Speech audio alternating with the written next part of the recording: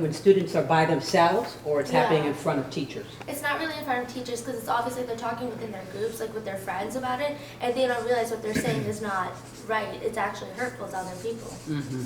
And the teachers, like the kids are like talking in the corners, and the teachers are just doing their job, so they're not really paying attention so much to what the kids are saying. So it's like sort of like just talking with your friend, like the teacher's not really minding what they're saying. Mm-hmm.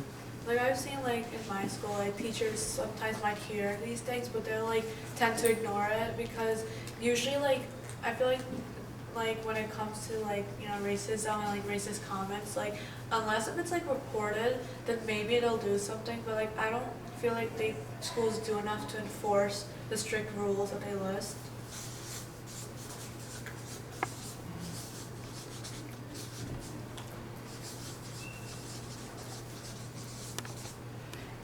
And do you have an example of where you felt like the school did do something that, you know, that you thought was positive? Not really. Okay.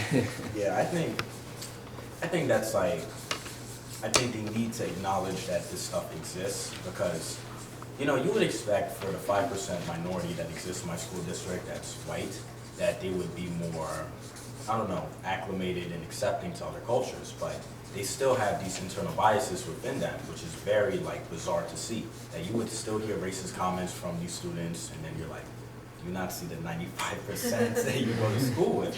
And that, you know, the administration and the teachers, they, you know, they don't pay any mind to this. You won't hear the words racism or talking about it. It's just like, it's something that was in the textbooks, but something that we don't live today, really.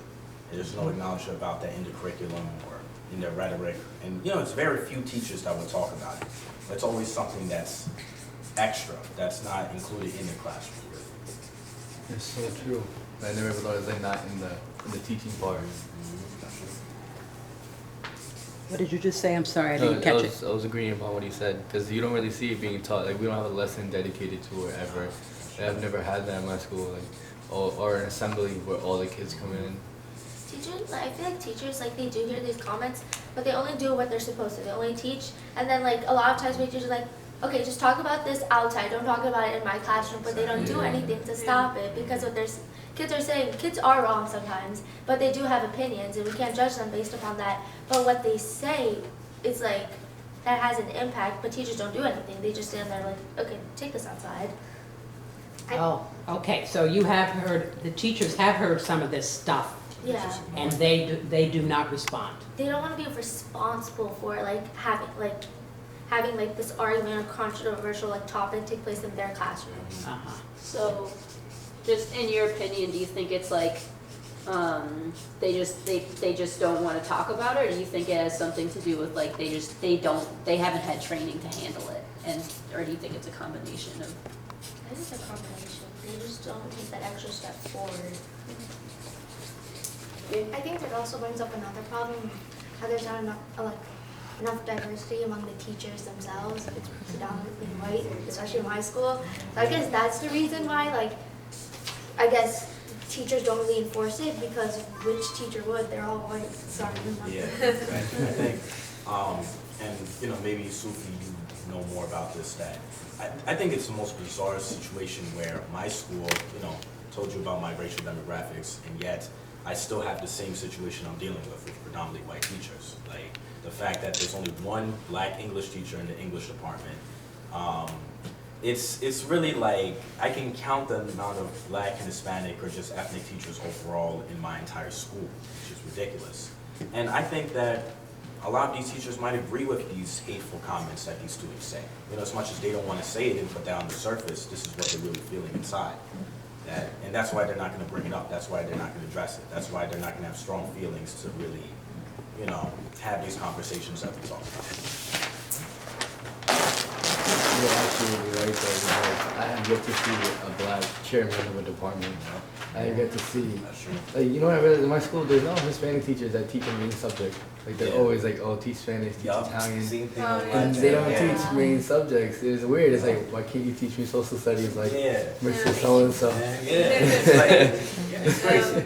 like all of the, you know, Hispanic teachers in my school teach Spanish. You Yeah, know, it's I'm like even the hiring process is racist in itself. Yeah, Like, you exactly. look at certain people more than others. It's Some crazy. teachers like are not even Spanish, teach Spanish. Yeah, exactly. They're not even, yeah.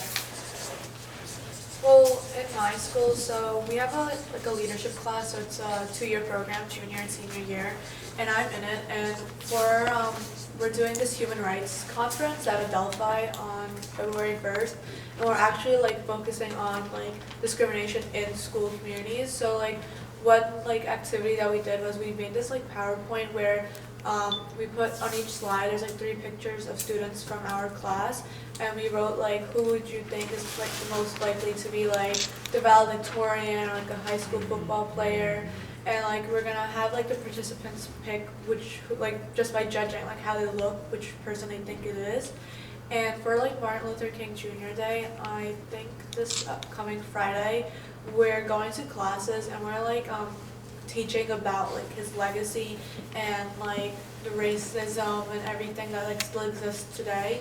But I feel like even with like that, again, there's like a huge problem like throughout like old schools and like making people like, yeah, we're like educating them and making them more aware, but like it's just not being taken seriously enough as it needs to be. So yeah.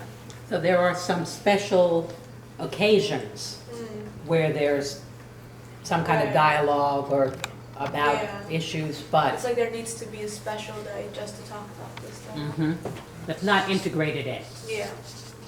Does anyone ever have anything, excuse me, like outside of MLK Day?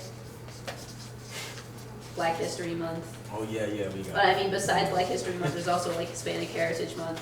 Like there's Yeah. more than a Yeah. black-white issue. Does anyone have anything else outside of? Well, we have one Black History Month show, and I'm not sure what goes on in English or social studies classrooms with, you know, the month of February for Black History. Hispanic Heritage Month, what I've seen, there's no attention to, you know, Latin American issues or peoples in the classroom, but there is 2 shows and assemblies. But I noticed it's more so entertainment, you know what I mean, that, you know, they try to push. And I think it's just like, if the students don't really take charge of the shows that are put on to kind of educate the masses, then nothing's gonna happen, really. It's just gonna be a bunch of entertainment, basically. It's not like, you know, showing the greatness and legacy of, you know, people of color in general. Do you have like world religions taught in school? Yeah. Do students learn about that? Mhm. And how does that go as far as the discussions in the, It's kind of weird when they get something wrong because you don't want to be like, It was funny the other day. I had a teacher ask me, "Yo, do you want to come in and teach my class about Islam?" And I was like,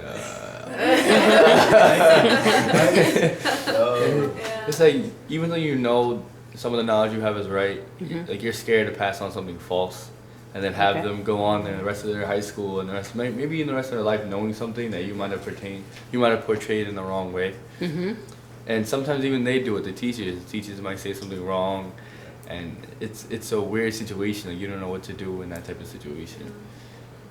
are they, is this being taught through a textbook that you have? So studies. It's a social studies textbook. Mhm. And do you feel like the textbooks are accurate? Is it just something that the teacher says that ends up not quite being accurate, or do you feel like the textbook is inaccurate? If you ever notice, the textbooks are kind of broad. Like they don't really go into detail. Yeah. So, and the teacher is the one who tries to go into detail, but that's where they They don't mess wanna, up. yeah. Exactly. But Exactly. they can't go as far because they don't want to like hurt someone's Right. religion, so they like stop themselves because they know they're not supposed to. So that's why they don't go into like because they don't want to influence someone else's beliefs or disregard them or anything like that. So that's why they like stop at a certain point. But it's pretty brief. I don't know about like in your schools, but like I only learned about religions freshman year. That was it. Yeah. Like after that, it was nothing. So Yeah, I think it also depends on the personal bias of the teacher. Like, for example, my social studies teacher was, she's Jewish, right?